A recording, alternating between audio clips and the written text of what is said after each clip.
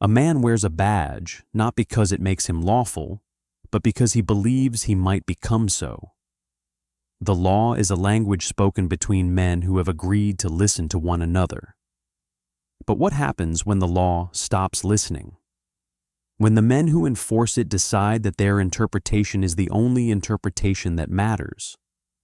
On the Texas frontier in 1876, in towns where the dust never quite settles and the heat never quite relents, a man might ask himself whether the oath he swore was to the letter of the law or to something deeper, something the law itself had forgotten. Solomon Renshaw had asked himself this question every day for 2 years, ever since the fever took his son. The badge on his chest had stopped meaning much of anything except a reason to get out of his house in the morning. But that would change.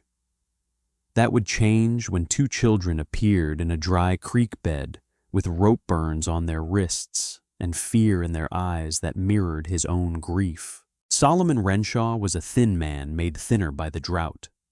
His face was the color of old leather, creased from squinting against a sun that had no mercy.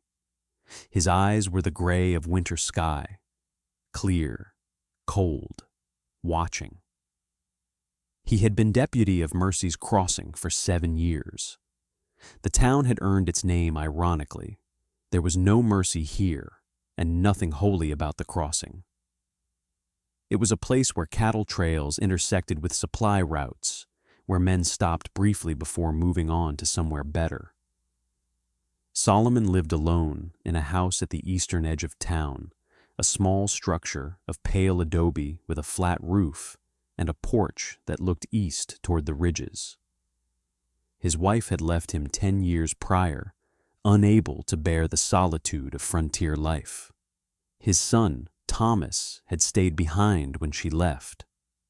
Thomas had been 9 years old then, the same age as his memories now seemed. 2 years ago, Thomas had caught a fever that came with the spring rains. The fever had not broken.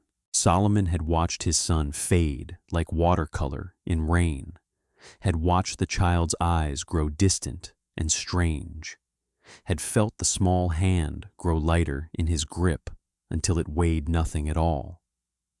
The funeral had been brief. The priest had said words that meant nothing. Solomon had put on his badge the next morning and gone to work. That was how he had survived. By not surviving, by moving through the motions like a ghost haunting his own life. It was late August, the tail end of summer. The drought had deepened. The Rio Grande ran low. The cattle were skeletal. Rattlesnakes had come into town looking for water. Solomon was checking the south boundary when he noticed Pinon Creek. Normally fed by springs higher in the hills, now nothing but a scar of white stone and pale sand. He might have ridden past, but his mare Cricket stopped. Solomon saw it then, a figure in the creek bed, small, motionless. He rode down the slope and dismounted. As he descended, he saw 2 figures, not one, 2 children huddled beneath an overhang where the creek had undercut the bank. Boys, young, perhaps 9 years old, Apache. They wore deerskin tunics with red-dyed fringe. Both had their hair cut short, above the ears. Both were barefoot, caked with mud and blood. But it was the wrists that made Solomon's chest tighten. Both boys had rope burns, deep ones, angry and red. The rope marks spoke of struggle, of binding, of capture. The boys watched him with eyes that had learned to fear strangers. "It's all right," Solomon said. "I'm not going to hurt you." One of the boys spoke in English. "Bounty men, following, very close." Solomon knelt beside them. The boys were dehydrated. Their lips were cracked and bleeding. "How long?" Solomon asked. 2 days, the second boy said. "We got away. They said we run away. We not run away. They mistake. They think we worth money, because we on reservation list. Solomon understood. These were children caught in a system that had decided they had monetary value. Somewhere, someone had posted a bounty on reservation children. "What are your names?" Solomon asked. "I am Tarek. This is Noshi, twin brothers.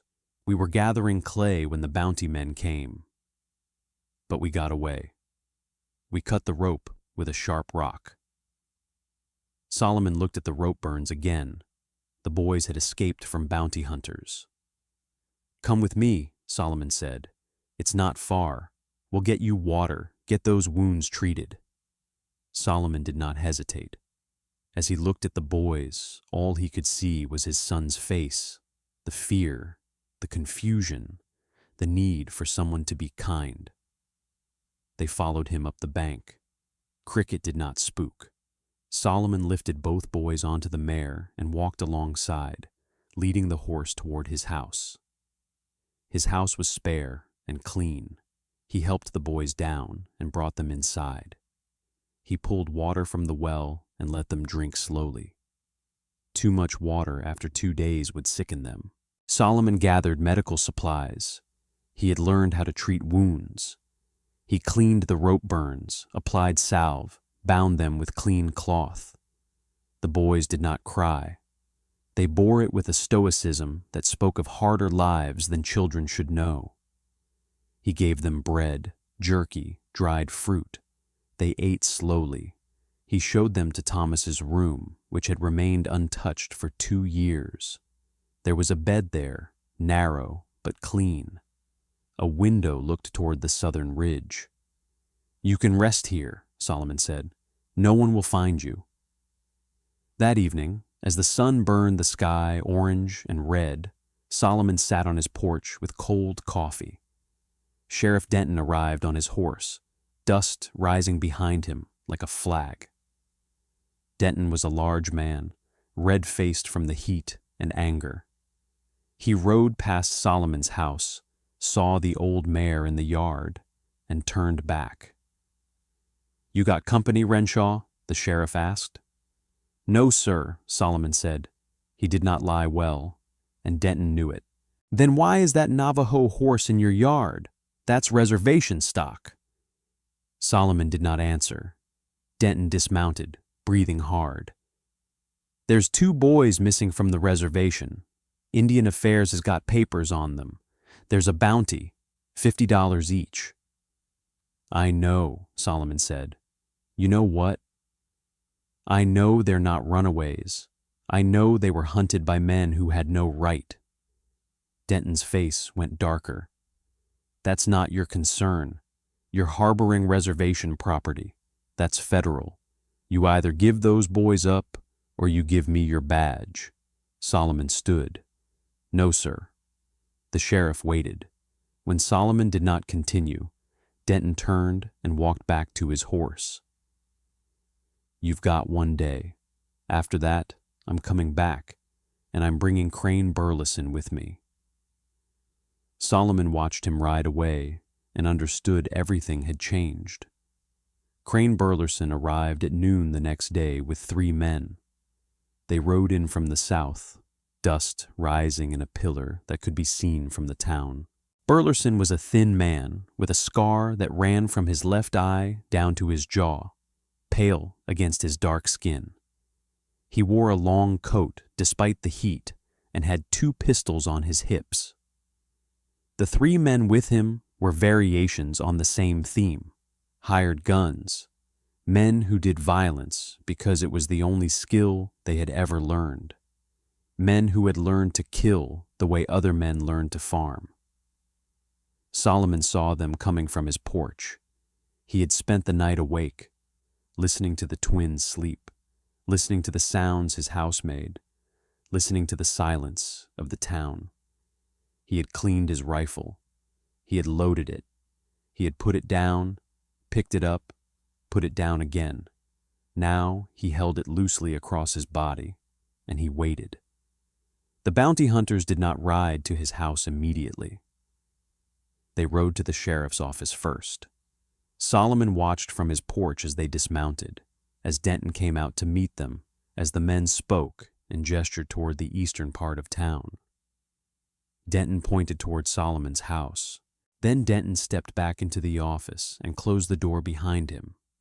Then they came. Burleson led them, riding slowly, the way men ride when they are sure of themselves. They pulled up in front of Solomon's house, and Burleson dismounted. The other three remained mounted, but their hands rested on their pistols, casual, ready. "You Solomon Renshaw?" Burleson's voice was soft, almost gentle, the voice of a man who did not need to shout to be heard. "I am." "I've got papers here," Burleson said, pulling a document from inside his coat. "These boys are reservation property. Indian Affairs says they're runaways. I've got the right to take them back." "Those papers are forged," Solomon said. Burleson smiled. "Maybe they are. Maybe they aren't. Either way, I got a bounty, and I got a sheriff who says I can take them. So why don't you make this easy on yourself? Give me the boys, and you walk away. Nobody has to get hurt." Solomon stepped off the porch. He was a smaller man than Burleson, lighter, older, but he was steady. He had stood at the grave of his son and not broken. He had lived 2 years as a ghost and survived. This man held no terror for him. "They're not going anywhere with you," Solomon said. "Then you're going to die for them," one of the other men said, laughing. Burleson held up a hand. "Easy. We don't need to do this the hard way." He looked at Solomon with something that might have been respect or might have been pity. "You don't even know those boys. Why are you willing to die for them?" Solomon did not answer. He was looking past Burleson, at the town behind him. People had come out of their houses, drawn by the confrontation. He saw faces he recognized. The blacksmith, the woman who ran the trading post, the priest. None of them met his eyes. None of them stepped forward. "The sheriff's watching," Burleson said, gesturing back toward the office. "He's over by there. You can see him from here if you look. He's not going to help you. No one's going to help you. This town has already decided. Those boys are coming with me." "They're not." Burleson's hand moved. It was fast, faster than Solomon would have thought possible for a man his age. He drew a pistol and fired past Solomon's head. The shot echoed through the town, and birds rose from the roofs of the buildings, scattering into the sky. Solomon did not flinch. He had been shot at before. He had done worse things than being shot at. Behind him, through the open door, he heard Tarek begin to cry. The sound cut through something in Solomon's chest, something he had locked away since his son died. He turned and went into the house, closing the door behind him. Burleson fired at the door, and the wood splintered. Solomon moved to the cabinet where he kept his rifle, loaded it, and came back out through the front window, moving onto the roof. From the roof, he had the high ground. He looked down at Burleson and the 3 men. His rifle was aimed at Burleson's chest. "Leave," Solomon said. "You've got maybe 3 shots before we put you down," Burleson said, casual, like they were discussing the weather. "I'll use them well." They stared at each other for a long moment. Then Burleson holstered his pistol. "Your choice, but I'll be back. And next time, I'll bring more men, more guns, and I'll burn this house to the ground with you in it, if that's what it takes." The bounty hunters rode out, heading back toward the sheriff's office. Solomon stayed on the roof, watching them go. Only when they had disappeared into the town did he go back inside. The twins were huddled in the corner of the front room, holding each other. Noshi was crying silently. Tarak was staring at the wall with an expression beyond fear, beyond anything a 9-year-old should have to understand. Solomon sat down on the floor beside them. He did not speak. He did not offer comfort. He did not have. He simply sat with them in the gathering darkness and waited. That night, the town turned against him. People who had nodded to him in the street began to avoid his eyes. The woman at the trading post refused to serve him. The blacksmith, who had been friendly enough before, turned his back when Solomon entered his shop for supplies. An old friend did not return his greeting. By the second morning, Solomon understood. The town had decided. The boys were a problem. Solomon was a problem for wanting to keep them. The simplest solution was to pretend neither the boys nor Solomon's choices existed. It was a peculiar kind of violence, the violence of abandonment, of the collective turning away. That second night, Solomon sat alone on his porch while the twins slept in Thomas's room. The moon was high and pale, the same moon that had looked down on his son's grave 2 years ago. He thought about the choices a man makes and how those choices define him more than any badge ever could. He had violated the law. He had defied his sheriff. He had stood alone against men who would have killed him without hesitation. And he would do it again. He understood that now with absolute clarity. He would do it again, and again, and again, for as long as there were children who needed someone to stand between them and the wolves.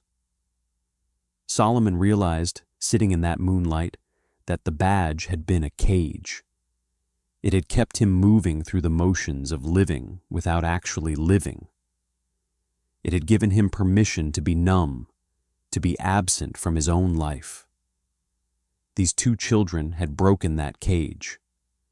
They had forced him back into the world. They had made him remember what it meant to care about something beyond his own grief. He thought of Tarek's question from the first day. "You help us because we Apache?" No. He had helped them because he was a man, and they were children, and that was enough. That had always been enough. The law was nothing compared to that simple fact. The law was ink on paper. The law was words spoken by men in cities far away who had never felt the heat of the Texas frontier, who had never seen a child's rope-burned wrist. But kindness was something real. Kindness was something that mattered. Inside the house, the twins slept. Solomon could see them through the window. 2 small shapes on Thomas's bed, their hands intertwined even in sleep. Rope burns still visible on their wrists. The marks of violence made visible. Tomorrow, or the next day, Burleson would come back. Tomorrow, there would be more men. Tomorrow, Solomon might die. He was not afraid. He realized that too. Fear required something to lose. He had already lost everything that mattered. His son was gone. His wife was gone. His life in this town was gone. His badge would be gone. All that remained was the choice to do right or to do wrong. He had made that choice. He would live with it, or he would die with it. Either way, he would be standing in front of those boys when Burleson came. Subscribe to Western Hearts and Honor so you never miss the next story. There are more like this one waiting. Burleson came before dawn. Solomon was waiting on the porch with his rifle. He had not slept. He had sat through the night, listening to the sounds the house made, listening to the twins breathe, listening to the silence of the town. Every creak, every sigh of the old wood was a message. Every shadow was a threat. The horses came from the east, where the darkness was beginning to thin. There were 6 of them this time. Burleson and his 3 men, plus 2 more who looked larger, meaner, more professional. The sheriff rode with them. Denton looked uncomfortable on his horse, as if he wanted to be anywhere else but here. He wanted no part of what was about to happen, but he was present nonetheless. His presence was participation. They did not dismount. Burleson sat high on his horse, looking down at Solomon with something like pity. "Last chance," Burleson said. "Walk away. Let me take the boys. No one else gets hurt. You ride out of here today, and we forget this ever happened." "No," Solomon said. "Then you're making me do this." Burleson's hand moved. Solomon fired.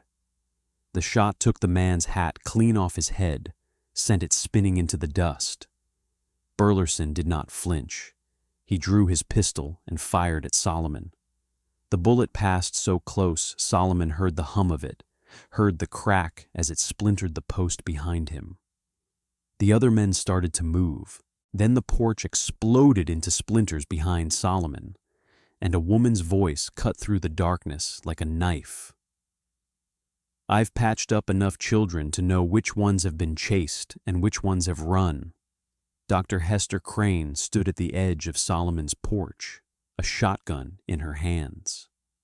She was an old woman, 70 if she was a day, with white hair and eyes that had seen more suffering than anyone should have to witness. She had been the town's doctor for 30 years. She had delivered half the children born in Mercy's Crossing, and she had lost count of how many she had saved, delivered them from their mothers' bodies into a world that would try to kill them, only to stand between them and death again and again, through accident and fever and violence. "Doc, don't," the sheriff said. "Don't what?" Hester said. "Don't protect children? Don't stand for what's right? I've been doing that longer than you've been wearing that star, Denton, and I'll do it until the day they put me in the ground." She fired the shotgun again, and the ground near the horse's hooves exploded. The horses spooked. Burleson fought to control his mount. "You're making a mistake," Burleson said to Hester, his voice tight now, controlled. "I'm making a choice," she said. She broke open the shotgun and loaded 2 more shells with hands that did not shake. "My choice. And my choice is that no man rides out of this town with those boys." For a moment, nothing moved. The sun was beginning to rise, turning the eastern sky pink and gold. The town was waking. Lights came on in windows. People emerged from their houses, drawn by the sound of gunfire. They came to their doors and watched. They watched Hester with her shotgun. They watched Solomon with his rifle. They watched Burleson deciding whether a bounty was worth dying for. Solomon realized something then. Hester had not come to fight Burleson. She had come to shame the town into watching. She had come to make them see, make them take responsibility for what they were allowing to happen, make them look at themselves in the light of her action. Burleson lowered his pistol. "This isn't worth it," he said to his men. "We ride." They turned their horses and left, trailing dust toward the south. The sheriff followed, not bothering to look back at Solomon or Hester. He rode away like a man leaving a place he had failed, and he would not return. Hester lowered her shotgun. Solomon set down his rifle. The 2 of them stood on the porch as the sun continued to rise, as the light grew, as the town emerged from the darkness. "Thank you," Solomon said. "Don't thank me," Hester said. "Thank yourself for being the kind of man worth standing beside." She walked back down the street, the shotgun loose in her hands. Behind her, the town stood in their doorways, watching. And something in the town began to shift. Something in the collective conscience began to awaken.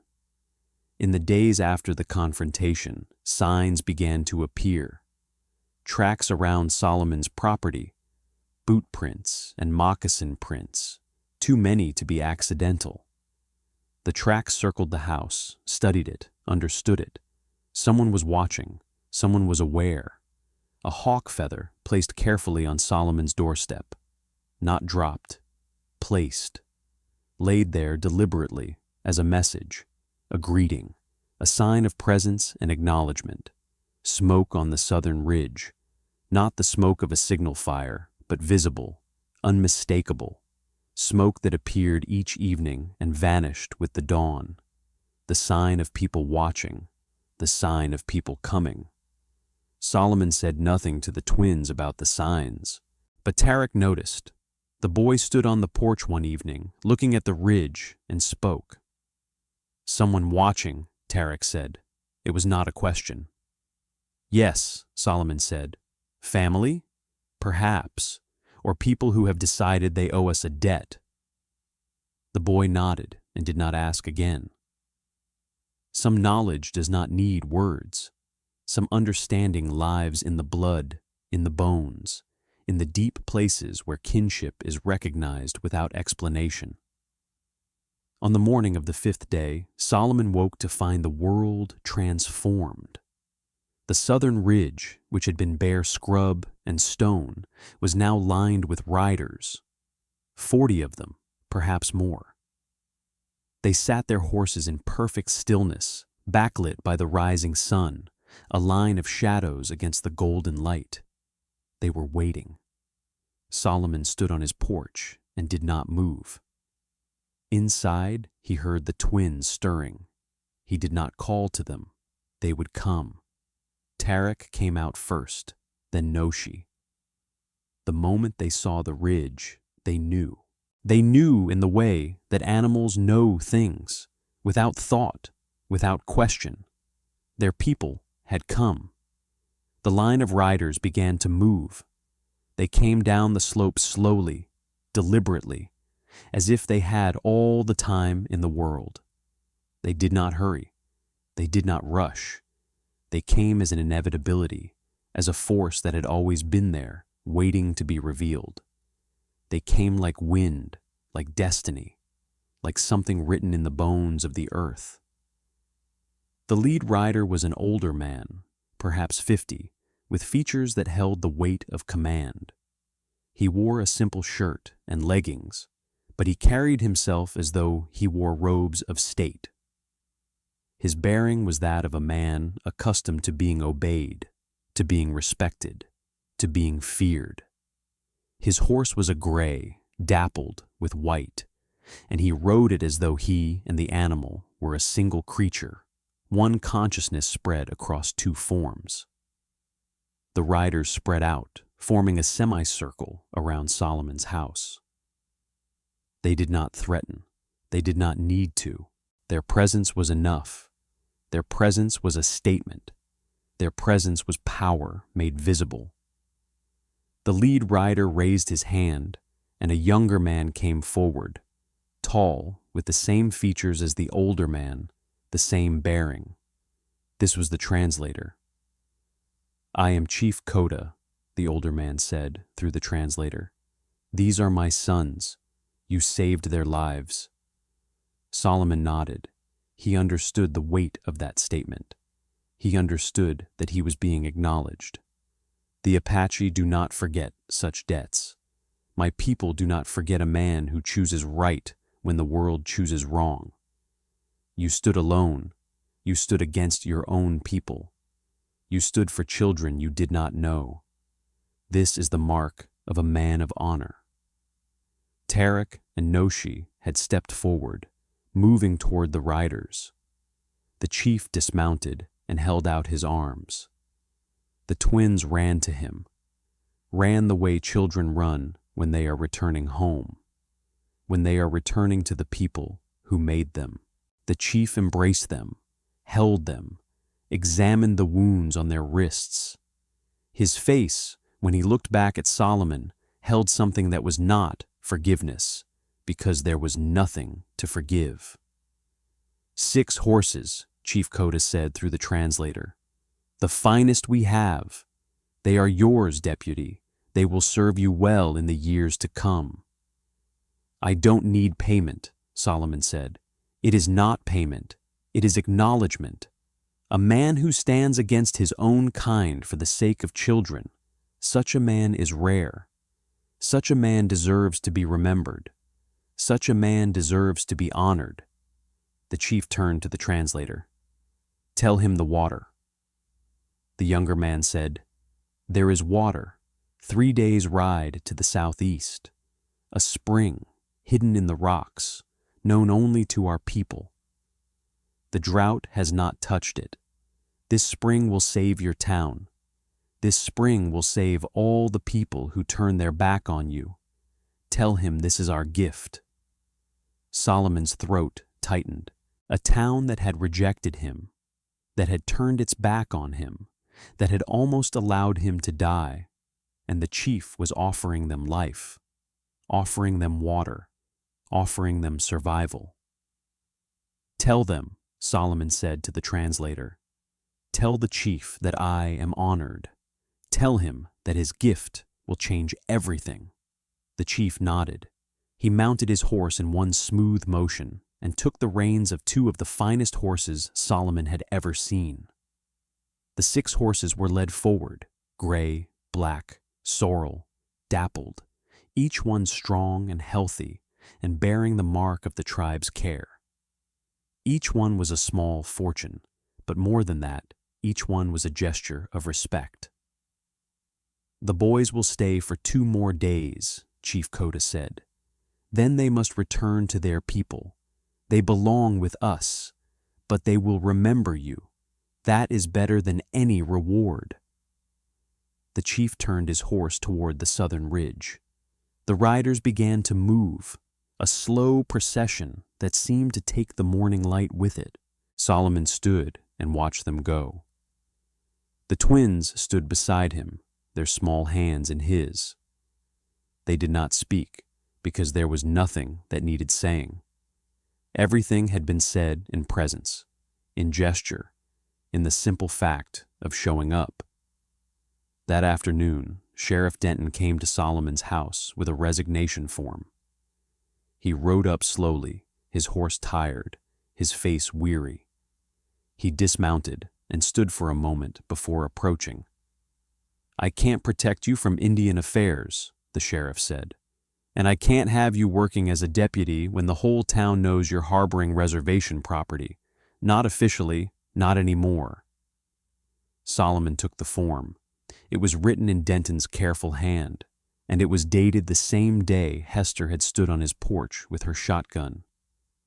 "You're relieving me," Solomon said. "I'm letting you quit before I have to fire you," Denton said. "There's a difference. Maybe not much of one, but there is a difference." Solomon signed the form. When he handed it back, Denton looked at it for a long moment, and something in his face shifted.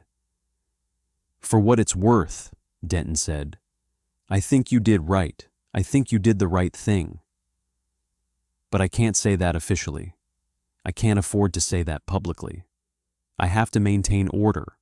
I have to uphold the law as it's written, but that doesn't mean the law is right." "I know," Solomon said.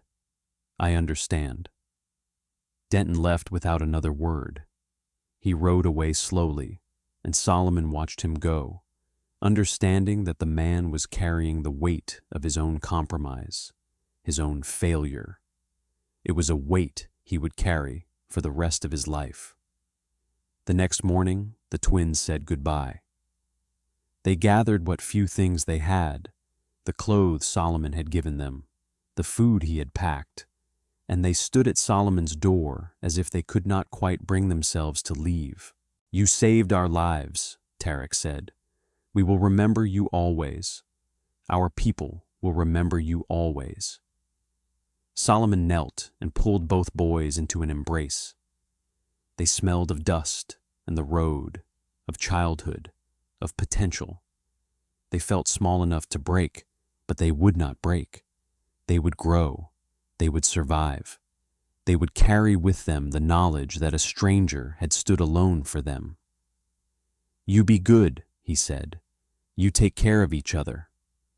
"We will," Noshi said. He walked them to the edge of town, where a group of Apache were waiting with fresh horses. Chief Coda sat at the head of the group. He nodded to Solomon once, a gesture of acknowledgement and respect. Then the twins were lifted onto horses, and the group moved south toward the ridge. Solomon stood in the dust and watched them go. He stood until the last rider disappeared over the horizon. He stood until even the dust had settled. By spring, the rains had returned. The drought broke in early March, and Pinon Creek flowed again, running clear and cold.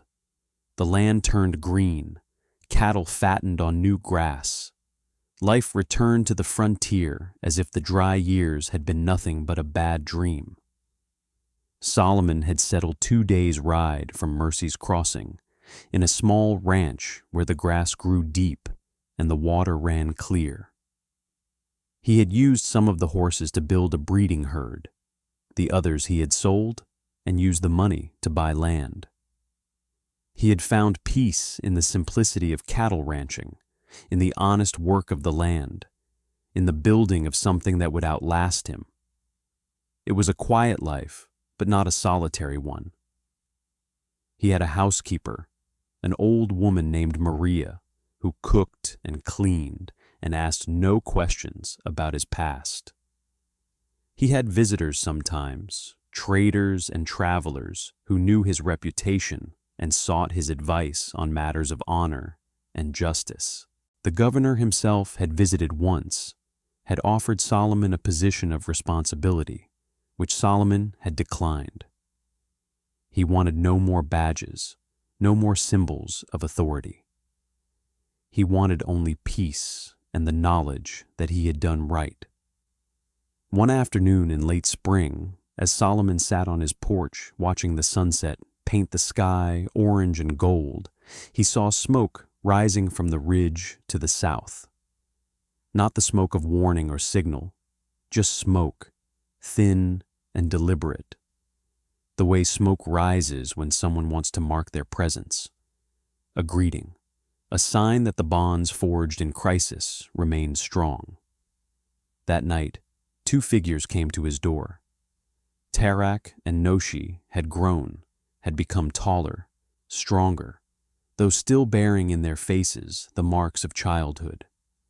Behind them, at a respectful distance, was an older boy, perhaps 14, who bore a striking resemblance to the chief. "We wanted to see you," Tarak said, "to tell you that we remember, that our people remember." They stayed for 3 days. Solomon fed them, told them stories, listened to their accounts of life with their people. He taught them things about the land, about survival, about the choices that make a man who he is. They showed him the scars on their wrists, mostly healed now, pink and thin, almost invisible. "Chief Coda sends this," Noshi said, handing Solomon a piece of worked leather, a decorative item, finely made, with symbols worked into the design, symbols of honor, symbols of remembrance. "For remembering us, for being kind when kindness cost you everything." They left before dawn, disappearing into the mist like spirits returning to the world from which they came. Solomon kept the leather hanging in his house, a reminder that there are men in the world who keep their promises, that there are children who remember, that the choices we make define not just our lives, but the lives of everyone we touch, and that sometimes standing alone is the only way to stand with truth. If this story moved you, if it made you feel something about the frontier, about choices, about what it means to do right when the world is watching, then subscribe to Western Hearts and Honor. We create stories like this every week, stories of the frontier, stories of honor, stories of what it means to be human. Subscribe now and join our community. Turn on notifications so you never miss a story. Thank you for listening. Thank you for caring. Thank you for standing with us on the frontier.